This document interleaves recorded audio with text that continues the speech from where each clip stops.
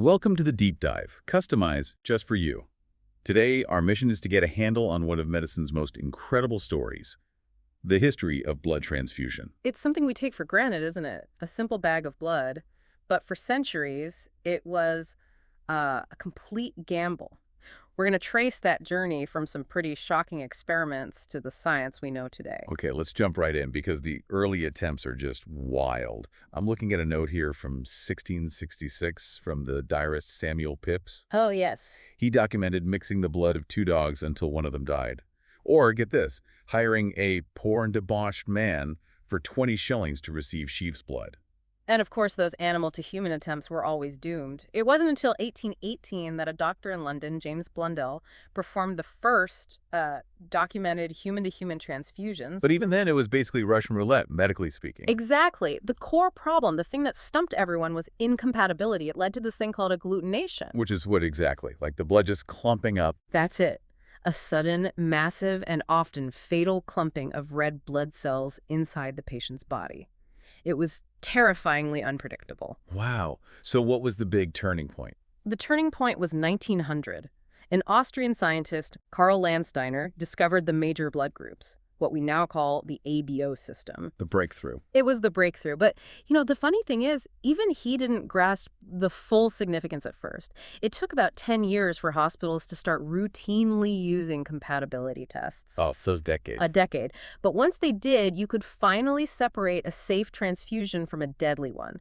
They now knew there were specific factors in the blood that had to match. Okay, so that solves the who can give to whom problem. But there was another more mechanical challenge, right? The blood itself. Yes. Stopping it from clotting. The moment blood leaves the body, it wants to clot. Yeah. And the early methods were, they were grueling. What did they do? It was a direct person-to-person procedure. The donor might have an artery tied off, and the whole thing was so difficult and rushed that the transfusion itself was often more complex than the surgery it was supposed to be helping. So the solution wasn't a better technique, but storage, making blood wait. Precisely.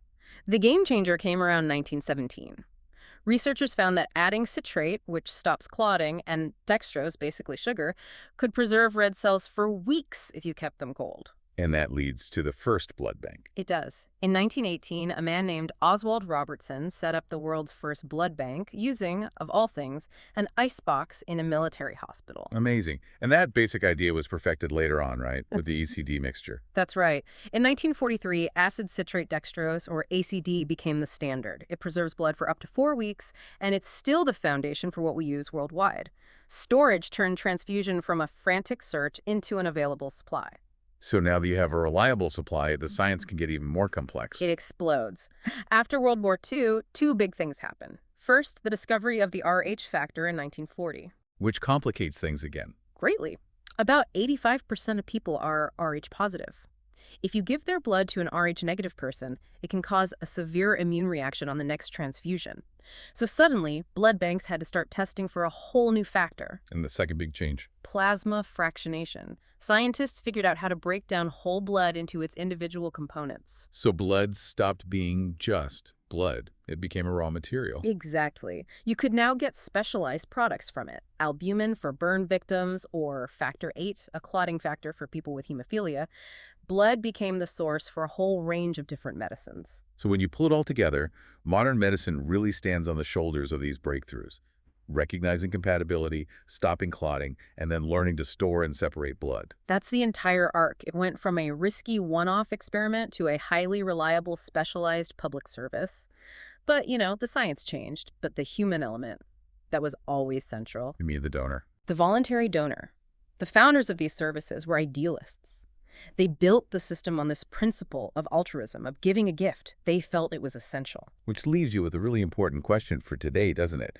When the technology becomes this advanced, this complex system of processing and fractionation, how do you make sure the source, that voluntary donor, is still protected and motivated by that ideal of altruism? How do you stop them from just being seen as a resource for what is essentially a high-cost factory product? That's a tension that blood services all over the world still navigate.